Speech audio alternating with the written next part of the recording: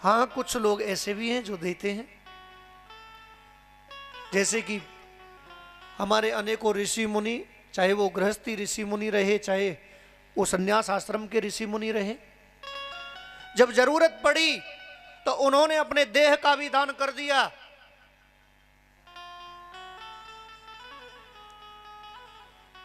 महर्षि दधीची ने अपनी अस्थियों का दान कर दिया, देवता मांगने के लिए आए, अपने देह को ही दे दिया। लेकिन ऐसे लोग बिरले हैं। जबकि मानव जन्म लेने के बाद में तो पूरी प्रकृति खुशी मनाती है, हम लोग ही खुशी नहीं मनाते। हमारे तुम्हारे घर में जो बच्चा पैदा होता है ना, तो हम तुम सब लोग ही खुशी नहीं मनाते, बल्कि पूरी प्रकृति खुशी मनाती है कि हमारे संरक्षण के लिए ये पेड़ पौधे भी खुशी मनाते हैं कि इस बालक का जन्म हुआ है, ज्यादा नहीं तो अपने जीवन में 10 पेड़ तो लगाएगा। ये गाय भैंस पशु पक्षी ये सब खुशी मनाते कि हमको दाना डालने के लिए कोई पैदा हो गया। लेकिन बंधुओं, यहाँ तो उल्टा होता जा रहा है। अब तो ये लोग दुखी होते होंगे क्योंकि पेड़ों को काटने वाले भी बहुत पैदा हो गए। अब जो पैदा हो रहे हैं वो राधे राधे काटने वाले पैदा हो रहे हैं, लगाने वाले पैदा नहीं हो रहे। पशु पक्षी भी दुखी होते होंगे, नहीं? आपने देखा होगा पहले 4 बजे मुर्गा बोलता था, अब नहीं बोलता है। क्यों? अब अगर बोल गए हो तो बाकी राधे राधे। फिर ये मानव जन्म बड़ा कीमती जन्म है, लेकिन इन सब चीजों का पता कब चलता है? या तो हम कथा में बैठे हो तब थोड़ा लगता है कि हाँ वास्तव में कीमत है, या फिर कोई शव यात्रा जा रही हो और आवाज 4 लोग कंधे पे उठाए हुए हों, सबको राम नाम सत्य है, सत्य बोलो गत्य है, ये आवाज कानों में पड़ जाए तो रोमटे खड़े हो जाते हैं। लगता है कि दुनिया में और कोई चीज सत्य है ही नहीं, लगता है ना?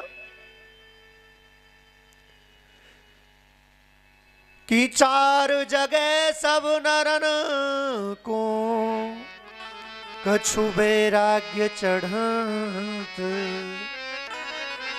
गर्भ माहि मृत के निकट कथा सुनत रति अंत।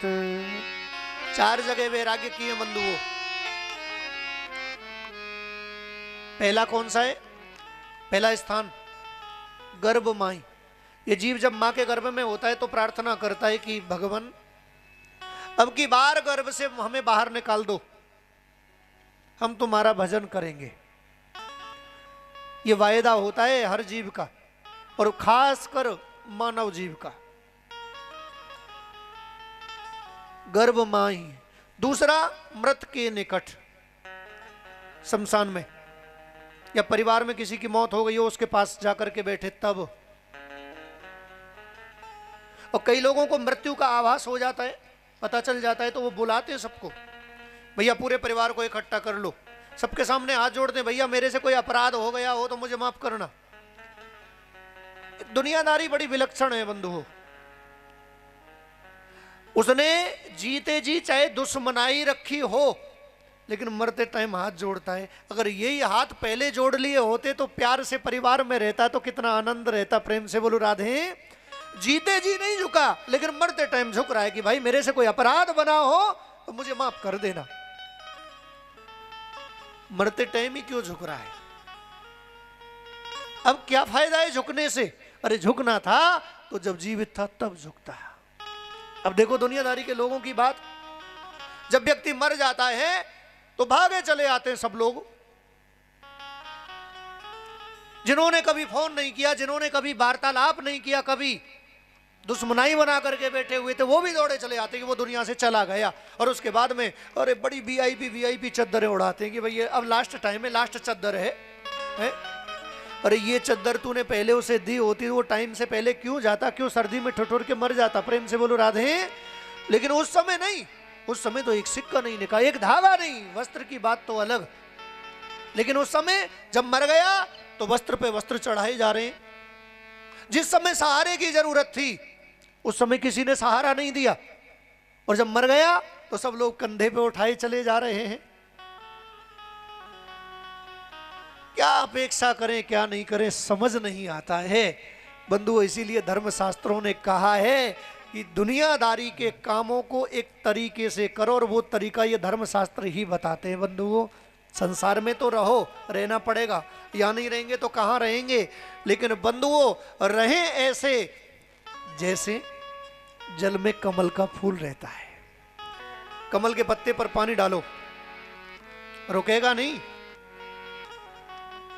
डूबो मत, हर काम करो,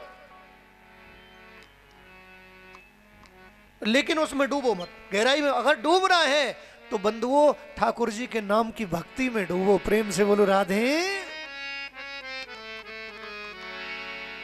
नहीं तो ये जीवन, इसकी कीमत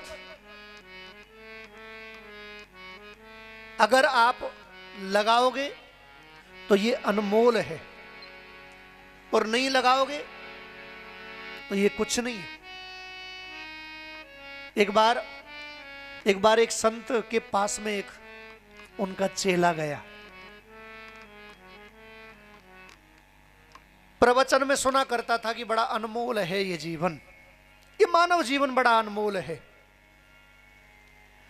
तो चेला ने पूछा, गुरुदेव कोई कीमत तो होगी?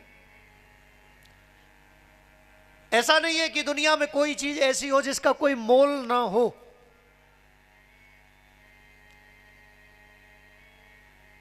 लेकिन ये मानव जीवन का आप बोलते हो कि इसका कोई मोल नहीं है।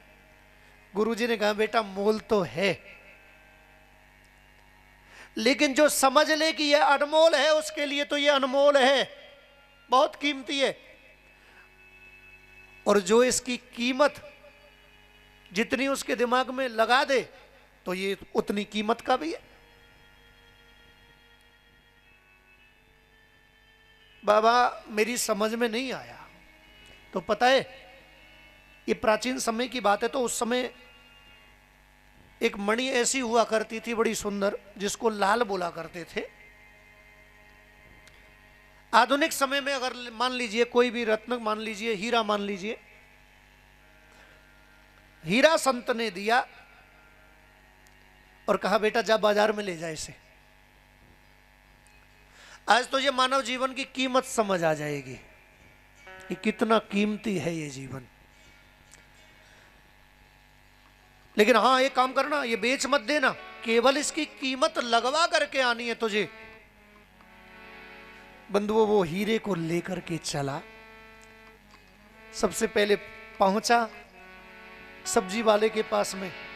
सब्जी वाले ने देखा कि बड़ी सुंदर मणि है, बड़ी सुंदर इसमें चमक है। कहा भाई ऐसा कर, 1 कुंटल सब्जी दे दूंगा तुझे, ये मुझे दे जा। बोले भाई देना नहीं है, गुरुजी का आदेश है, ये दूंगा नहीं। क्यों? गुरुजी का आदेश है, केवल कीमत पूछने आया हूं, कीमत बता। बोले मेरे यहां इसकी कीमत है 1 कुंटल सब्जी। आगे बढ़ा, परचून वाले से कीमत लगवाई। बंधुओं उसने भी अपने हिसाब से कीमत बता दी। आगे बढ़ा, कपड़े वाले से जाकर के कीमत लगवाई। कपड़े वाले ने अपने हिसाब से कीमत लगा दी। बंधुओं आगे पहुंचा, सोने के व्यापारी के पास में पहुंचा। तो बंधुओं आप तो जानते ही हो कि जौहरी हीरे की परख जानता है। उसने जैसे ही उस हीरे को देखा, उसने कहा तुझे जितना सोना चाहिए मेरी दुकान में से ले जा, लेकिन इसे मुझे दे जा। उसने कहा भाई दूंगा नहीं। लौट करके गुरुजी के पास में आ गया। गुरुजी ने कहा कुछ समझ आया? बोले गुरुजी समझ तो अभी भी नहीं आया, लेकिन आपने मुझे बताया था ना कि इसकी कीमत लगवा करके आना। तो मैं सब्जी वाले के पास में गया, उसने केवल 1 कुंटल सब्जी का मूल इस हीरे का लगाया। परचून वाले के पास में गया, उसने अपने हिसाब से लगाया। कपड़े वाले के पास में गया, उसने अपने हिसाब से लगाया। और जब मैं एक स्वर्ण व्यापारी के पास में गया, एक जौहरी के पास में मैं गया, तो उसने इसकी सबसे ऊपर कीमत लगाई। बंधुओं वैसे ही ये मानव जीवन है। अगर इसे किसी ने परख लिया, जान लिया कि ये बेशकीमती हीरा है, तो बंधुओं ये बेशकीमती है, इसकी कोई कीमत नहीं है, ये अनमोल रत्न है। और जिसने नहीं पहचाना तो उसके लिए तो बंधुओं ये ऐसा ही है। कोई इसे सब्जी में लुटा रहा है, कोई इसे कपड़ों में लुटा रहा है। बंधुओं ऐसे जौहरी तो वो संत हुआ करते हैं जो मानव जीवन की परख करने के बाद में ठाकुर जी के चरणों में अपने मन को लगा दिया करते हैं। प्रेम से बोलो राधे। बड़ा कीमती है। एक भक्त ने बड़ा सुंदर भाव व्यक्त किया है। क्षण भंगुर जीवन की कलिका, कल प्रातः को जाने खिली ना खिली। मलया गिरी की सूची शीतल मंद, सुगंध समीर चली ना चली। कल काल कुठार लिए फिरता, तन नम्र पे चोट झिली ना झिली। भजले हरि नाम हरि रस ना कल, प्रात को जाने हिली ना हिली। भजले हरि नाम हरि रस ना कल, प्रात को जाने हिली ना हिली। भजले हरि नाम हरि रस ना कल, प्रात को जाने क्षण भंगुर जीवन की कलिका। ये जीवन कैसा है? क्षण भंगुर। ये कोई पता नहीं, ये उस पुष्प की कली की तरह जो एक बार खिल जाए उसके बाद में नहीं खिलता। पुष्प एक बार खिलता है, दूसरे दिन सूर्योदय हो, दूसरे दिन नहीं खिलता है जी, एक ही बार। और ये मानव जीवन का जो मौका मिला है ना, एक ही बार मिलना है। और इसका कल्याण करने के लिए बंधुओं सत्संग करना शुरू कर दो।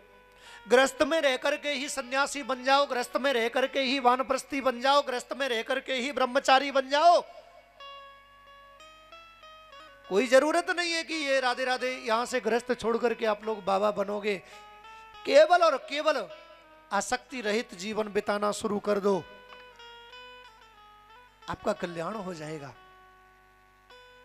और बंधुओं देखो, कर्म की बात तो मैं आपको बताऊं, भागवत जी के महात्म की बात है। भागवत जी का जो महात्म है, महात्म का मतलब होता है महिमा। ये जो धर्म ग्रंथ मैं आपके बीच में लेकर के आया हूं, इस धर्म ग्रंथ का नाम है श्रीमद् भागवत महापुराण।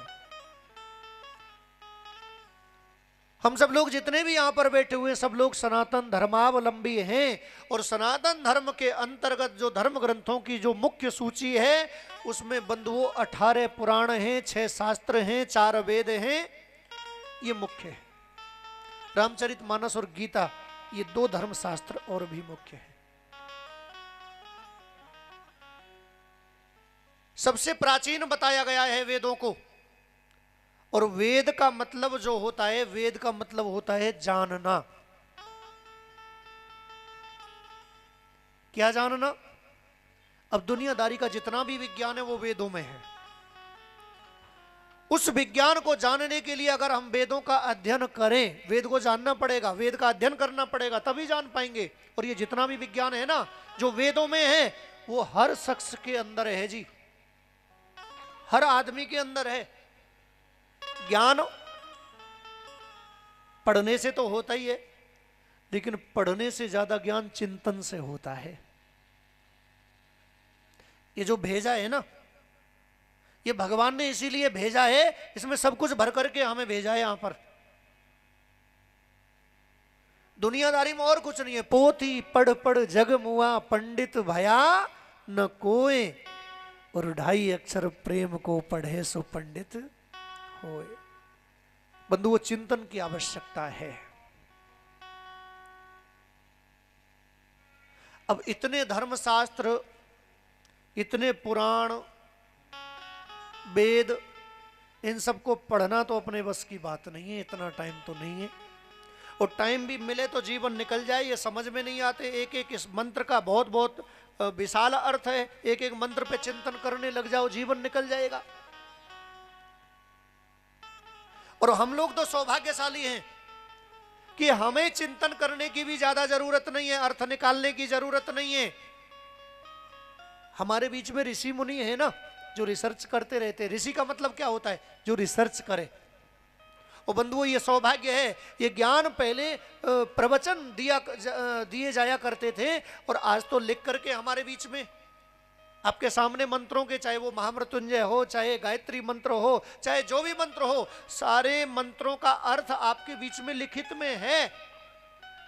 क्यों जी? ज्यादा दिमाग लगाने की जरूरत भी नहीं।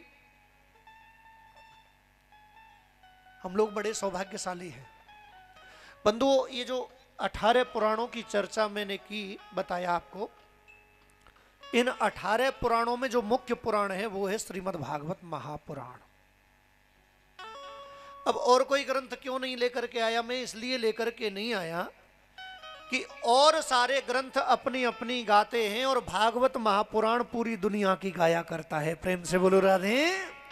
हाँ, वेदों को जानना है तो भागवत पढ़ो, पुराणों को जानना है तो भागवत पढ़ो, उपनिषदों को जानना है तो भागवत पढ़ो, शास्त्रों को जानना है तो भागवत पढ़ो। एक ही इसको महापुराण इसीलिए कहा गया है। आप नाम लो, राम, राम नाम जीभ पर आते ही राम के पूरे जीवन का चरित्र हमारे आंखों के सामने घूम जाता है। अपने किसी रिश्तेदार पड़ोसी का नाम लो, है होता है ना? नाम की महिमा अपार है।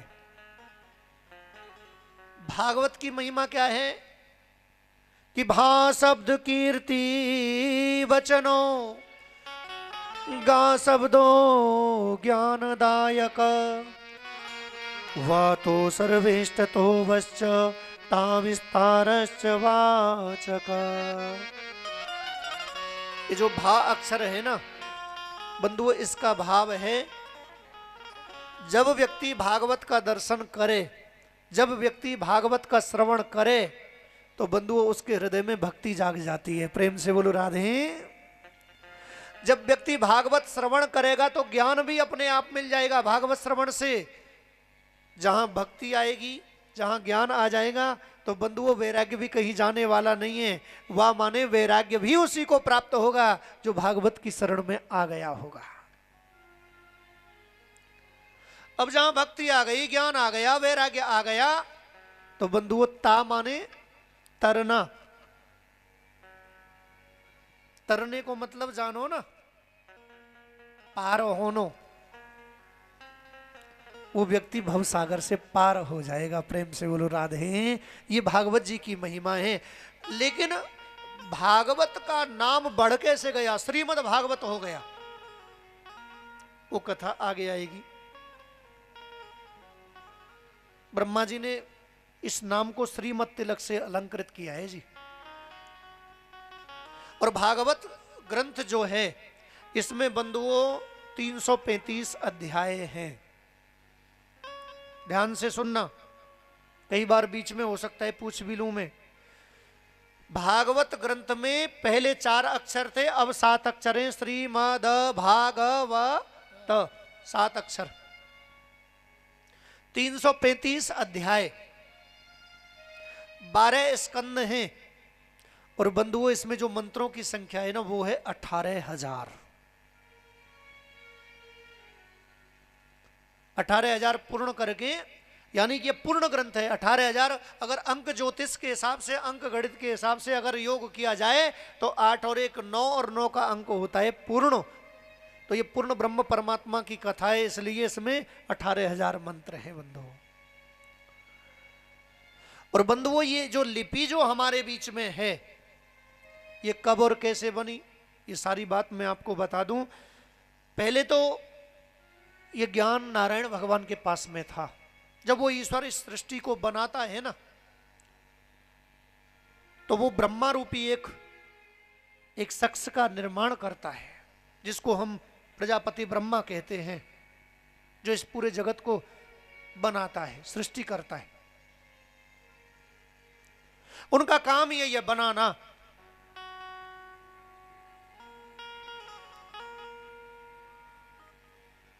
बंधुओं, उन ब्रह्मा जी को ये शक्ति कहां से प्राप्त होती है?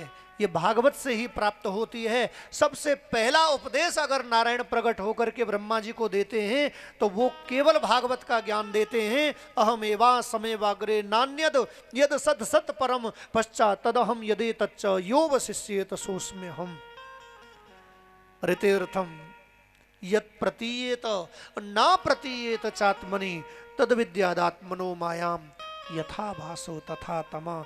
इस पूरे मंत्र का भाव है, ब्रह्मा जी आपको भी मैंने प्रकट किया है। अहमेवा समेवाग्रे, तीनों कालों में मैं रहता हूं, वर्तमान भूत भविष्य में। और नान्यद यद सत सत परम, सत और असत इन दोनों की सत्ता है। इन दोनों की सत्ताओं से परे आदि अंत में मैं ही हूं, यानी ये सर्वस्व मैं हूं। और ब्रह्मा जी को सृष्टि सामर्थ्य का वर प्रदान करते हैं। ब्रह्मा जी जब अपने सृष्टि प्रकट करते हैं तो वो भी परंपरागत ज्ञान देते रहते हैं, यही ज्ञान देते हैं। ब्रह्मा जी ने यही ज्ञान सनकादिक ऋषियों को दिया, जो सृष्टि के सबसे पहले 4 महापुरुष हैं। इन सनकादिकों ने यही ज्ञान राधे राधे किसको दिया? नारद बाबा को दिया। और नारद जी ने यही ज्ञान व्यास जी के लिए दिया। सरस्वती नदी के तट पर जब व्यास जी के पुत्र चले गए, पुत्र शोक में व्याकुल व्यास जी ने एक वेद के 3 विभाग और कर दिए, वेद के 4 विभाग हो गए, 17 पुराणों का निर्माण कर दिया। बंधुओं, फिर भी व्यास जी को संतुष्टि नहीं मिली ना, तो नारद बाबा ने ही आकर के भागवत का ज्ञान उन्हें दिया। प्रेम से बोलो राधे। अब व्यास जी ने इस ज्ञान को बढ़ाया, यानी 4 मंत्र नारद जी से मिले। व्यास जी ने चिंतन किया। व्यास का मतलब होता है विस्तारम करोति यस्य सः व्यास, जो विस्तार करे। बंधुओं, व्यास जी ने ये 4 मंत्र 18,000 श्लोकों की संहिता में लिख दिए, बना दिए। चिंतन करने वाले हैं व्यास जी, और इस ग्रंथ को लिखने वाले हैं गणेश जी। अब ये ग्रंथ दिव्य क्यों नहीं होगा? जिस ग्रंथ को लिखने के लिए स्वयं गणेश जी आए हैं। क्यों जी? गणेश जी जिस ग्रंथ के लेखक हो, वो ग्रंथ साधारण तो नहीं हो सकता। और ये इस बात का प्रमाण है, आज पूरे विश्व में भागवत का परचम लहराया हुआ है। तो बंधुओं, ऐसी कृति कोई साधारण इंसान नहीं लिख सकता। नहीं बंधुओं, ये गणेश जी ने लिखी है। व्यास जी ने चिंतन किया है उन 4 मंत्रों का। 18,000 मंत्रों में ये प्रकट हुई है। लेकिन भागवत महापुराण वैसे तो सर्व वेदांत सारम ही, वेद महापुराण इन सब का सार है भागवत महापुराण। अब व्यास जी ने सोचा कि किस पुराण में से पहले महात्म लिखा जाए। हमारे पास में 10 पुस्तक रखी हो तो हम विचार करेंगे ना, सबसे श्रेष्ठ पुस्तक कौन सी है। बंधुओं, पद्म पुराण को चुना भागवत की महिमा लिखने के लिए। पद्म का मतलब होता है कमल। क्या मतलब होता है? कमल। और कमल जो है वो ठाकुर जी के चरणों में चिन्ह के रूप में वास करता है। प्रेम से बोलो राधे। अब भागवत को लिखना है, नारद पुराण को लिखा तो नारद जी की महिमा गाई, शिव पुराण को लिखा शिव जी की महिमा गाई, गणेश पुराण को लिखा गणेश जी की महिमा गाई। लेकिन अब ये जो ग्रंथ लिखा जा रहा है, ये निष्पक्ष ग्रंथ लिखा जा रहा है। इसमें अगर वंदना सबसे पहले की जाए तो किसकी की जाए? क्यों जी? ये तो भक्तों के हिसाब से बना दिए। जो शिव के भक्त हैं उनके लिए शिव महापुराण बन गया, जो गणेश जी के भक्त हैं उनके लिए गणेश पुराण, जो वाराह भगवान के भक्त हैं उनके लिए वाराह पुराण। लेकिन बंधुओं, एक धर्म ग्रंथ तो ऐसा निष्पक्ष होना चाहिए जो सबकी बात कहे। क्यों जी? पक्षपात ना करे और ऐसे धर्म ग्रंथ बंधुओं, राधे राधे, केवल 2 ही धर्म ग्रंथ हैं, एक तो भागवत महापुराण और दूसरा गीता।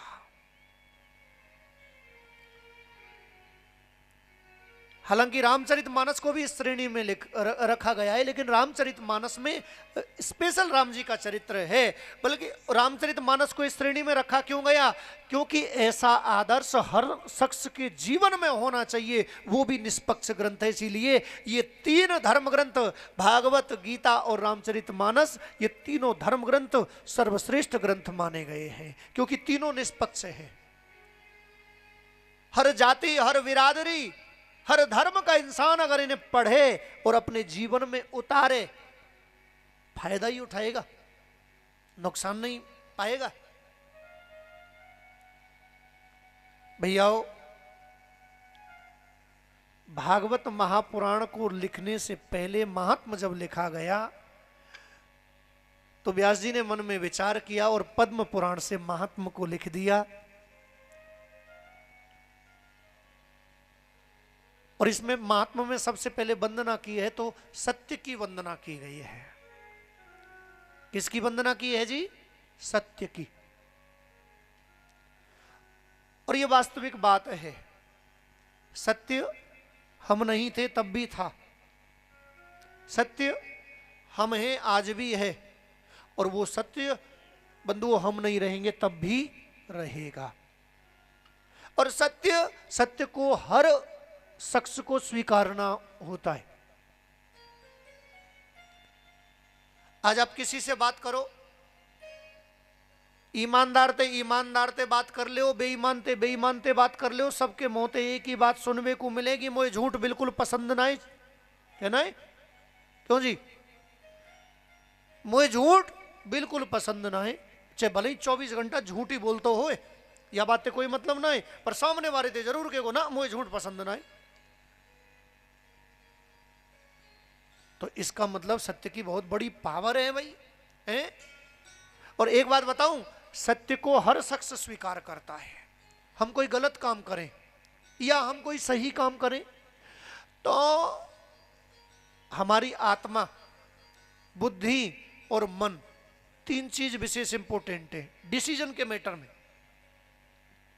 भैया, अगर कोई निर्णय लेना हो तो हम परिवार में बड़े लोगों से निर्णय लिया करते, डिसीजन लिया करते कि मैं कोई बिजनेस कर रहे हूं तो दादाजी, चाचा जी, पिताजी, भैया जी बताओ कैसो रहेगो, क्यों जी? एक्सपर्ट से अपने से कोई भी बड़ा सीनियर उससे पूछते।